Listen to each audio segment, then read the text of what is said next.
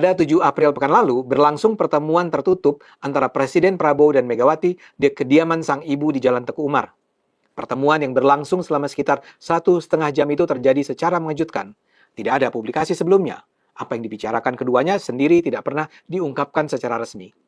Ketua DPP Harian Gerindra, Sufmi Dasko Ahmad menjelaskan kunjungan Prabowo ke Megawati murni bentuk silaturahmi di momen Idul Fitri, bukan agenda politik formal. Menurut Dasko, dalam pertemuan itu Prabowo dan Megawati bertukar pikiran tentang masa depan bangsa, termasuk soal tantangan global yang sedang dihadapi Indonesia saat ini. Ya wajarlah bila banyak pihak menganggap ada yang ditutup-tutupi dalam penjelasan Dasko ini. Kedatangan Prabowo ke rumah Mega ini adalah sebuah hal yang luar biasa. Kubu Prabowo kan sudah sejak lama mengutarakan keinginan untuk bertemu dan bahkan mengundang Megawati bertemu. Tapi justru Mega yang menunjukkan keengganan. Faktor penyebabnya cuma satu, Jokowi. Megawati masih sedemikian marah pada Jokowi yang dianggap sebagai pengkhianat PDIP.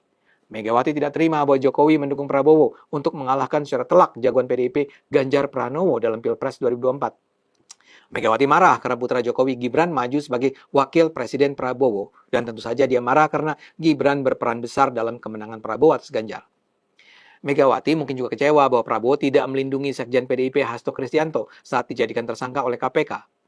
Tapi bisa jadi Megawati juga percaya bahwa sikap Prabowo itu sebenarnya datang dari pengaruh Jokowi. Jadi buat Megawati, ganjalan utama untuk bertemu dengan Prabowo adalah masih adanya Jokowi di dekat Prabowo. Kini ternyata Prabowo yang mengunjungi Megawati. Bayangkan seorang presiden berkenan mendatangi kediaman pemimpin partai yang dikalahkannya. Menurut saya ini adalah sebuah kerendah hatian yang luar biasa dari sang presiden. Dia sengaja merendahkan dirinya untuk menghadap, menjenguk, bertemu dengan lawan politiknya. Memang pertemuan dilakukan dalam senyap, tapi diumumkan kepada publik. Ini tentu saja adalah sebuah langkah politik luar biasa. Sayangnya seperti biasa, peristiwa ini pun tak luput dari penggorengan. Salah satu narasi yang sekarang berkembang adalah pertemuan itu dilakukan karena Prabowo ingin menyingkirkan Jokowi. Ini misalnya terlihat dalam wawancara jurnalis senior Hersu Beno Arif di kanal YouTube-nya dengan Slamet Ginting, mantan jurnalis yang kini menjadi pengajar dan pengamat politik. Menurut mereka, saat ini sudah terlihat adanya tanda-tanda upaya penggulingan Prabowo. Yang disebut adalah rangkaian demonstrasi mahasiswa yang seperti berlangsung tanpa henti. Salah satu isu yang paling banyak diserang adalah RUU TNI. Prabowo seperti diketahui berada di belakang dan mendukung sepenuhnya undang-undang ini. Jadi gerakan mahasiswa yang terus-menerus nampaknya sebenarnya diarahkan kepada tampuk pimpinan tertinggi. Bila Prabowo jatuh, Gibran naik ke tampuk kekuasaan. Dalam pandangan Slamet dan Hersu Beno, penggulingan ini bukan sesuatu yang mustahil. Saat ini Prabowo sudah memimpin Indonesia selama 6 bulan. Bila gerakan mahasiswa terus dibiarkan, eskalasinya akan terus berlanjut sehingga mungkin saja usia kepresidenan Prabowo mungkin hanya akan bertahan 1 tahun. Slamet misalnya mengingatkan penonton pada apa yang terjadi pada 1998. Ketika itu, Soeharto dipilih sebagai presiden kembali pada 1997. Dan setahun kemudian, pada 1998, Soeharto digulingkan. Jadi bukannya tak mungkin saat ini sebenarnya sedang berlangsung upaya terencana oleh pihak-pihak tertentu untuk mengambrukkan kursi kekuasaan Prabowo. Siapa aktor di belakang pengembosan Prabowo kali ini? Kalau kita ikuti analisis Slamet dan Hersu Beno, orang itu adalah Jokowi. Uha yang panas, sekarang kok Hendra panas gitu kan. Siapa lagi yang mau panas-panasan? Aku Apa nggak saya ambil panas, aku cuma tadi lagi serius dengerin tuh kuota impor kok lompat lagi kemana-mana. kuota impor kan tadi udah selesai. Udah nggak usah didebat lagi. Kan tadi udah dijelasin sama Bang Faro. Yang dimaksud Siap, dengan lanjut Mbak Dewi. pemerataan itu sudah dijelaskan gitu kan sama Mas Uwa. Dan itu udah selesai. Apa yang belum selesai? Kalau sudah selesai berarti udah selesai lo topiknya ya kan? Udah lanjut lo. Kok Hendra kalau cewek tumben gendit nih kayak sama. Ya memang cari perhatian dia. Dia cari perhatian gitu, itu. Lanjut Mbak Dewi. Udah Saya cari tua, perhatian. ngapain gua cari perhatian sama lu, udah tua nggak Ya makanya diem kalau gitu. Gak usah banyak ini bacot. Dengerin aja. Kalau nggak suka elus-elus dada aja atau tutup kuping aja. Gitu ya. Saya tua Pak Hendra, tapi Pak Hendra lebih tua dari saya. Nah, terkait dengan tadi apa namanya? Kan saya jadi lupa ya, terkait dengan perbaikan perekonomian ya, dengan adanya Donald Trump memberikan kebijakan 32% kepada Indonesia. Itu disikapi juga sama Pak Prabowo. Artinya ini sebenarnya Donald Trump sedang menyadarkan Indonesia, kata Pak Prabowo, untuk kita ini lebih eh, bisa berdiri di kaki kita sendiri, membangun perekonomian kita sendiri. Itu disambut baik sama Pak Prabowo seperti itu, disambut positif oleh Pak Prabowo seperti itu. Dengan kita bisa mengelola sumber daya alam kita secara mandiri, kita bisa berdiri sendiri, dan kita bisa memperkuat negara kita. Nah ini kan butuh kebersamaan, Bang Farlok. Pak Prabowo tidak bisa sendirian. Maka kenapa dihubungilah Bu Mega gitu kan. Pasti konsultasi dengan Bu Mega terkait itu. Nggak cuma dengan Bu Mega aja, dengan Pak SBY juga begitu kan, dengan Pak Jokowi juga begitu. Karena kalau kita nggak bersama, kalau kita nggak bersatu, ini Indonesia nggak akan bisa keluar dari permasalahan ini. Nah, ditambah lagi dengan memperkuat militer kita, baik tingkat TNI maupun di Polri-nya.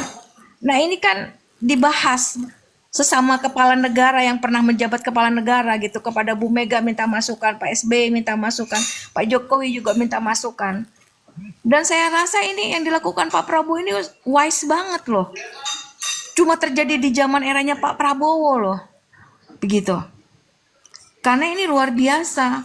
Yang dihadapi Indonesia ke depan ini luar biasa. Kalau tidak ada kebersamaan atau membuat negara ini chaos, ya berantakan. Seperti yang Pak Prabowo katakan, 2030 mungkin Indonesia bisa bubar. Begitu.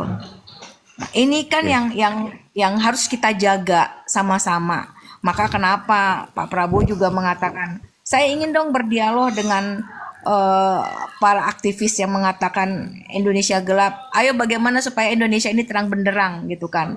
Enggak gelap di mata kalian gitu, cuma terang di mata kita aja. Supaya mata kalian terang itu seperti apa? Itu kan perlu dilakukan dialog gitu. Saya rasa itu aja sih. Saya Oke, siap. optimis Indonesia itu terang benderang, Bang Farlok. Makasih. Oke, siap. Terima kasih.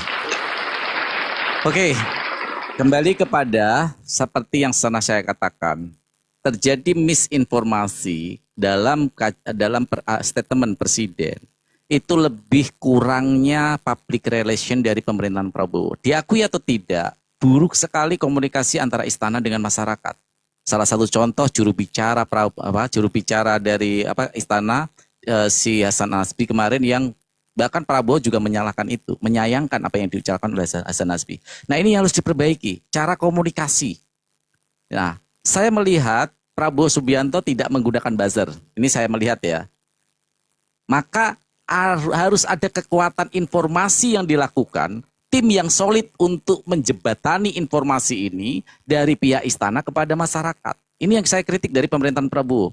Kurangnya jembatan komunikasi yang bisa menjelaskan secara detail dan baik kepada masyarakat, sehingga ini bisa dimanfaatkan dengan cara salah perspektif yang diterima oleh masyarakat.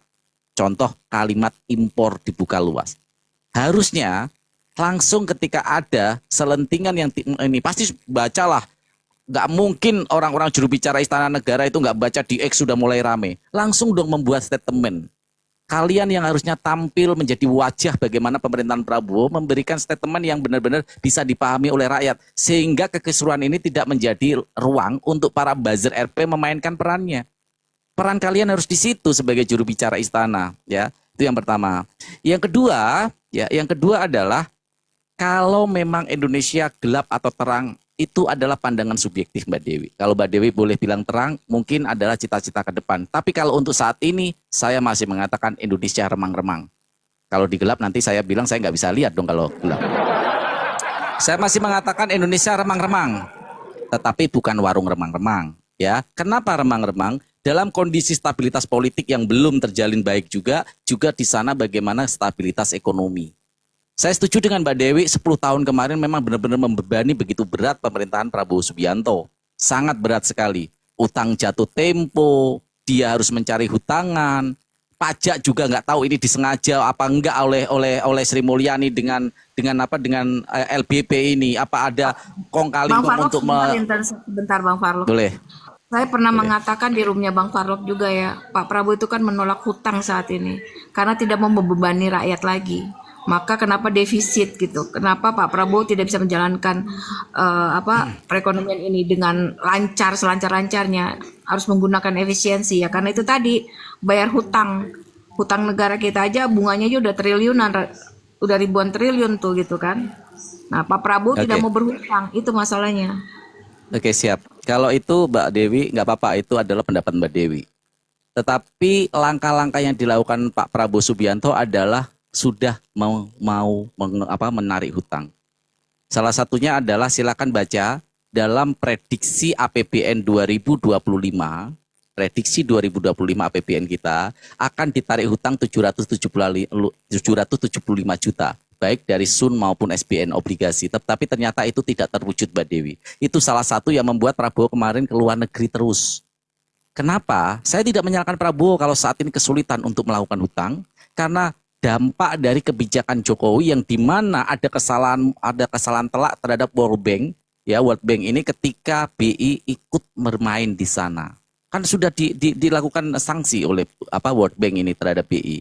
Jadi bukan tidak mau hutang, Mbak, tapi posisinya memang Indonesia sudah tidak dipercaya dampak dari kebijakan Jokowi, dan Prabowo mencoba untuk menjalin komunikasi. Ya, jadi dipahami nih. Ya, itu informasinya, coba dibaca berita dari New York Times. Ya, pertemuan Prabowo dengan Donald dengan kunjungan ke Amerika kemarin adalah untuk menyetabilkan komunikasi yang saat itu buruk ketika dibangun oleh Presiden Jokowi dengan Amerika karena memberikan ruang yang cukup luas terhadap produk-produk Cina. Itu ya, itu yang pertama.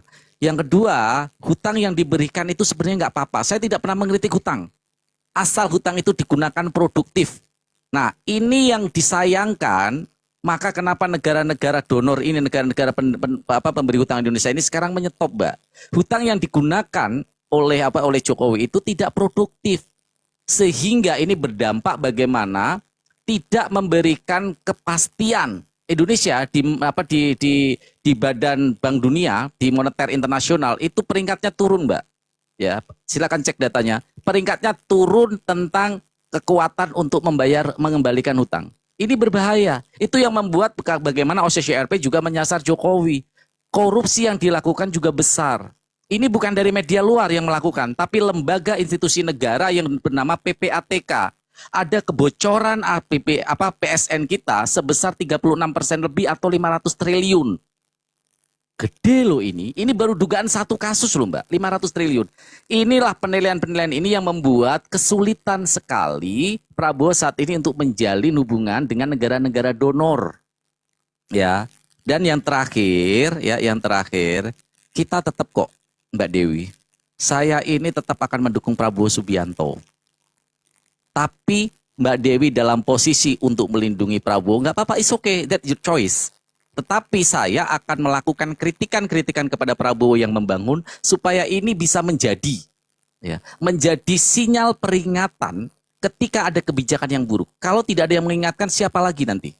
Maka kami akan tetap berada di luar garis itu untuk supaya bisa mengamati, helikopter view saya akan bisa lebih luas melihat kebijakan pemerintah. Supaya nanti ada keseimbangan. Silakan yang bagi yang mendukung dan bagi yang kontra dengan dengan cara melakukan kritikan terhadap kebijakan. Tapi kalau Prabowo benar, saya yang akan mendukung juga. Karena saya tidak mendukung sosoknya, tapi saya mendukung kebijakannya, value-nya. Makasih Mbak Dewi. Bang Yamin silakan. Hidup Jokowi, hidup Jokowi, hidup Jokowi. 3 kali dulu, 3 kali dulu. Terus kita makan. Aman. Mas Farlong, selamat sore Mas. Selamat sore Bang Yamin. Ya Mbak Dewi, Mas Hendra, Mas Nelin, Mas Sud, Mas Heri di atas, dan teman-teman. Nah, kalau ada yang mau contoh panasnya pertemuan antara Prabowo dan Megawati itu, yang kenapa yang panas dan menggerakkan ini supaya ada isu-isu panas itu, salah satunya akun di bawah Sincan tuh, dia panas ya. Topiknya aja panas dia, pertemuan Prabowo dan Megawati itu. Lanjut Bang Yamin. Iya, tadi yang beberapa yang Mas singgung itu menarik. Contoh Pak Prabowo nggak menggunakan buzzer, betul. Hanya buzzer itu sudah masuk ke istana, udah jadi komisaris. Beberapa itu. Dikendalikan bagus, ya. Dikendalikan. lowongan jadi buzzer tertutup. Gitu. Oke. Iya memang saya melihat komunikasi buzzer itu nggak ada lagi. Itu bagus, Ya. merusak demokrasi, alam demokrasi Indonesia. Dulu kan